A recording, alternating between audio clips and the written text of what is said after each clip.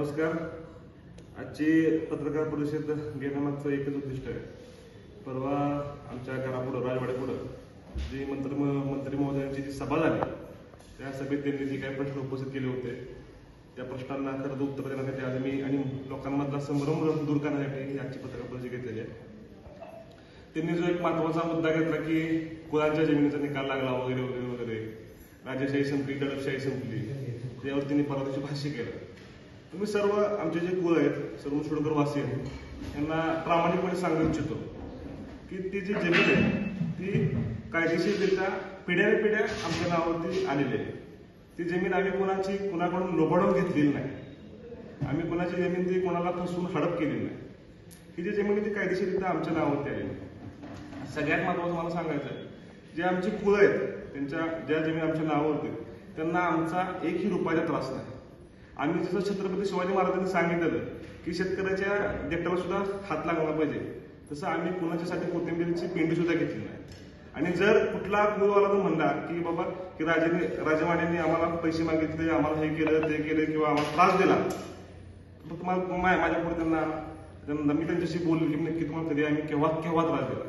आणि मला 1000% खात्री की आमच्या 5 घरातलं राजमाने घरातलं एकाने कुठल्याही कुळाला कुठल्याही प्रकारचा त्रास दिला नाही. ते आमच्याबरोबर राजकीय असो किंवा राजकीय नसो. परवा दिवशी राखोंडे वस्तीच्या काही लोकांनी मंत्री महोदयांचा जो सत्कार केला की आमच्या जमीन आमच्या नावावरती वगैरे झालेला असं जी आरामला निकाल दिला, ती लोक सुद्धा 20 वर्षाला आमची विरोधात.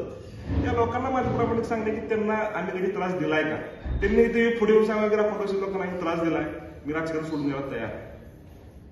खरं तर जो परवा दिवशी जो निकाल लागला, माझं प्रामाणिक मत, सगळ्या कुळधारकांना माझं प्रामाणिक मत आहे, म्हणजे जे वाकाच्या मायाते असतील, राखोंडे वस्तीचे असतील किंवा इतर जे कुळ असतील, की खरंच हा निकाल कसा लागला, कशा प्रकारे लागला. तर तुम्ही जर विचार करायला गेलो तर तो निकाल नाहीये. तर माझं फक्त त्यांना प्रामाणिक मत की त्यांनी कुठल्याही एका चांगल्या वकिलला, कुठल्याही आमच्या वकील विचारा, त्यांच्या वकील वगैरे कुठल्याही महाराष्ट्रातल्या चांगल्या वकील विचारा, तो नक्की निकाल काय आहे.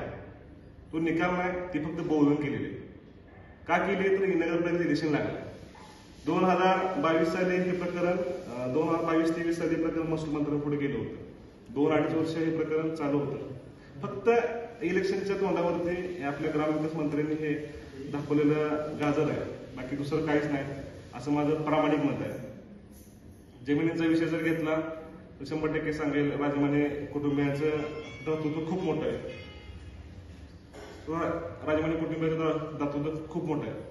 माझ्या वडिलांनी कैलासवासी श्रीमंत विजयसिंह राजमानेंनी आपल्या इथं मुलांना शिक्षणाची सोय आहे, मुलं आपली शिकून निघाली पाहिजे म्हणून 1997 साली 5.5 एकर जमीन, जिथं आज 10-15 लाख रुपये गुंठा झालोय, ही जमीन आज कॉलेजसाठी दिलेली आहे. तिथं आज कितीतरी मुलं, हजारो मुलं शिक्षण घेऊन बाहेर पडले, कितीतरी मुलांना, हजारो मुलांना तिथं त्या शिक्षणामुळे बाहेर नोकऱ्या मिळाल्या, कितीतरी मुलांना स्वतःचा व्यवसाय करण्याची संधी मिळाली. आज तिथं कितीतरी कुटुंब आज तिथं नोकरी करतात आणि विशेषतः माझ्या समाजातील कुटुंब तिथं खास करून नोकरी करतात. त्यांनाही कधी विचारा कधी आमचा राजमाने कुटुंबात कोणाला त्रास आहे का. कधी कधी असं वाटतं की आम्ही कोणाला काय बोलत नाही, हीच खरं आमची चुकी होते का. पण आमच्या ते रक्तात नाही. आम्ही सगळ्यांना सर्वसमावेशी घेऊन जाणार आमचं कुटुंब आहे. कधी जातीवाद, जातीपात आम्ही कधी मानला नाही. आम्ही एवढा आमचा सगळे उत्सव असतील, सण असतील, कधी कुठला जातीवाद न मानता मिळून बसून सगळ्या गोष्टी करतो. पण पोलिटिशियनचा विषय असेल, पोलिटिशियनची जागा सुद्धा असेल, ती सुद्धा राजमाने कुटुंबाने 7 एकर दिलेली आहे. आपल्या श्रींच्या रथ उत्सवासाठी जी जागा आहे आपली 1 दिवसासाठी दिलेली, ती सुद्धा आमच्याच कुटुंबाची जागा आहे. म्हणजे एवढं मोठं दातृत्व आमच्या कुटुंबाला दाखवलं आहे. आम्ही कुणाच्या जमिनी घेऊन कुणाला त्रास देऊन कधीच आम्ही या गोष्टी करणार नाही. ही गोष्ट सगळ्या कुळधारकांनी लक्षात ठेवावी. आणि अजून माझ्या कुळधारकांना सगळ्या प्रामाणिक मत आहे, हा जो जमिनीचा विषय आहे तो धर्मात्मक निर्णय तुम्हाला आणि आम्हाला संपवायला लागणार आहे. हा तिसरा बाहेर कुणी येऊन बाहेर संपू शकत नाही.